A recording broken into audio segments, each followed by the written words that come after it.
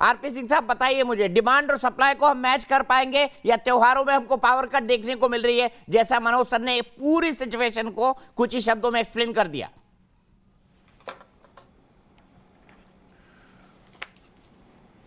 नहीं, मनोज जी ने बहुत अच्छे ढंग से सिचुएशन को एक्सप्लेन किया, पर कुछ बिंदु हैं जो मिसिंग लिंक्स हैं, मैं पहले उनको फिलिंग कर देता हूं और मैं उनको चैलेंज नहीं कर, पर मेरे पास कुछ डेटा है।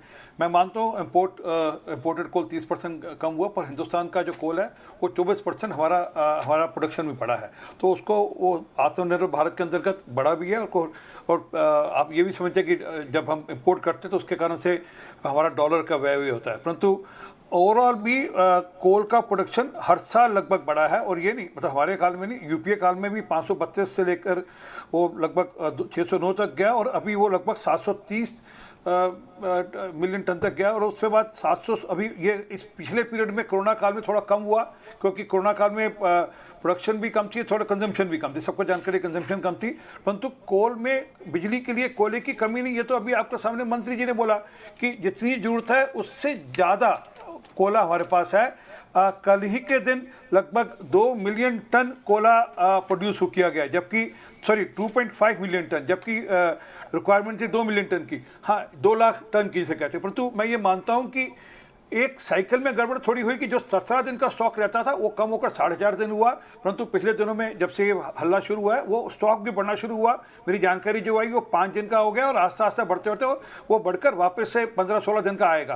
परंतु ये हर साल होता है। इस बार वो उन्होंने ठीक कहा मनोज जी ने कि बिजली की, क्योंकि बारिश ज़्यादा हुई, इस कारण से कोल की प्रोडक्शन में दिक्कत हुई। बारिश थोड़ी लंबी चली, ज़्यादा मतलब थोड़ी लंबी चली, उस कारण से कोल की प्रोडक्शन में दिक्कत हुई, और उस कारण से एक साइकिल जो स्टॉक साइकिल उसमें कमी है, परंतु कोल के अंदर कोयले की कमी नहीं है।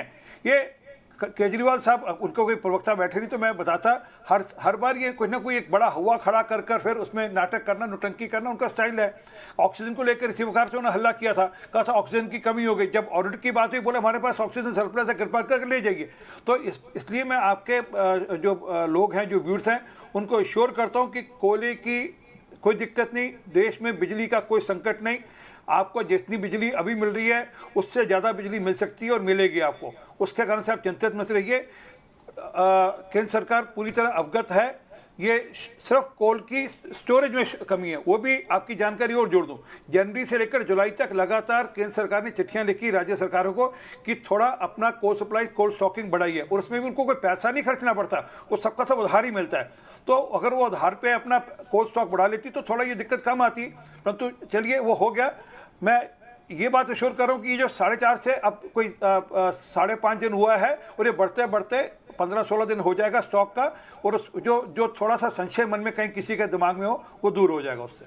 ठीक है, अभय दुबे जी के पास चलता हूं। अभय दुबे जी, अगर ये सिचुएशन है कि धीरे धीरे कोयले का स्टॉक, जो थर्मल पावर स्टेशन है जहां हमारी 70% बिजली का उत्पादन होता है, वहां पर अगर बढ़ रहा है, तो राज्यों ने पैनिक बटन क्यों दबाया, जिसमें कांग्रेस के भी राज्य है, बताइए।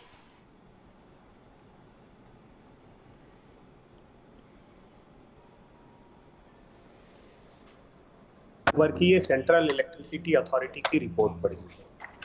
आप जानते हैं मैंने सारे थर्मल पावर स्टेशंस का स्टॉक चेक किया है इसी रिपोर्ट के आधार पर 12 अक्टूबर की।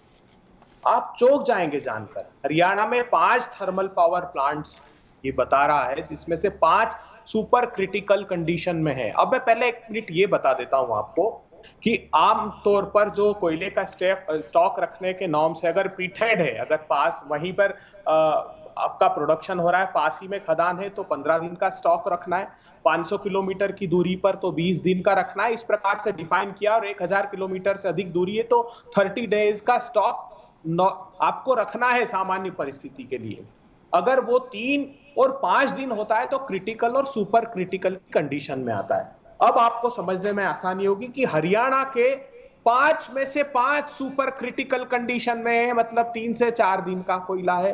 पंजाब में 5 में से 4 सुपर क्रिटिकल है, 1 क्रिटिकल है। उत्तर प्रदेश के 18 में से 14 सुपर क्रिटिकल है। इसलिए योगी जी ने प्रधानमंत्री जी को चिट्ठी लिखी है कि आप कोयले की उपलब्धता सुनिश्चित कराइए। 870 मेगावाट का आज डिफिशियंसी उत्तर प्रदेश में जब हम चर्चा कर रहे हैं।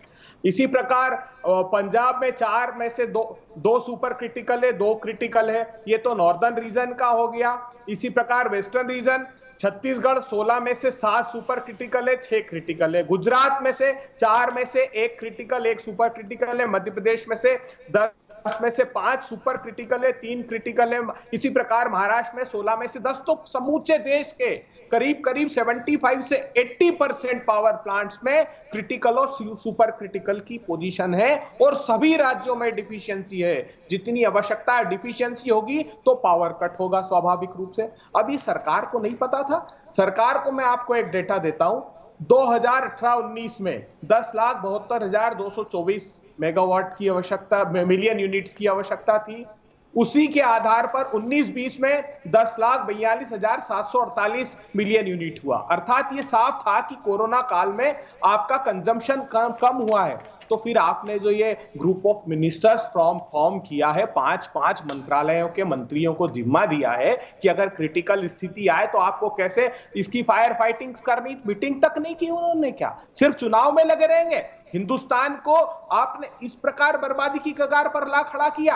आपके खुद के प्रांतों के मुख्यमंत्री अगर चिट्ठी लिख रहे हैं तो कम से कम वो तो ध्यान दीजिए। अब मैं बता देता हूं, डोमेस्टिक प्रोजेक्शन जो है वो 2018-19 में 268 मिलियन टन था, और हम जो प्रोवाइड करा रहे थे, डिमांड थी 968 मिलियन टन की, प्रोवाइड करा रहे थे 733। उसके चलते चलते 20 तक अगर आ जाएंगे आप तो 200 मिलियन टन की डिफिशियंसी थी, अर्थात आपको इंपोर्ट कराना पड़ रहा था। तो साहब सोए हुए थे क्या? और आप ही के मध्य प्रदेश प्रांत के जो एमडी हैं जनरेशन कंपनी के, आज उनका स्टेटमेंट एक अखबार में आया है, सरदार साहब का।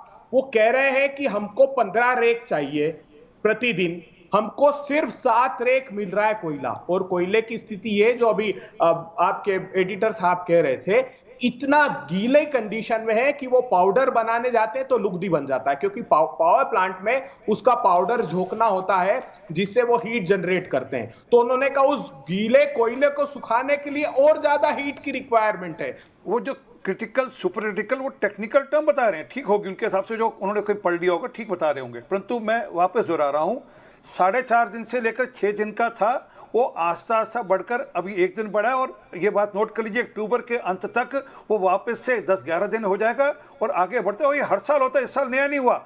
ये साल ये नहीं क्योंकि नई स्थिति होगी, और उसमें भी स्थिति ये है कि उसके कारण से शॉर्टेज नहीं है। 4.5 दिन का से 5.5 दिन, और पीछे की सप्लाई पूरी वापस से वैसे की वैसे ही है।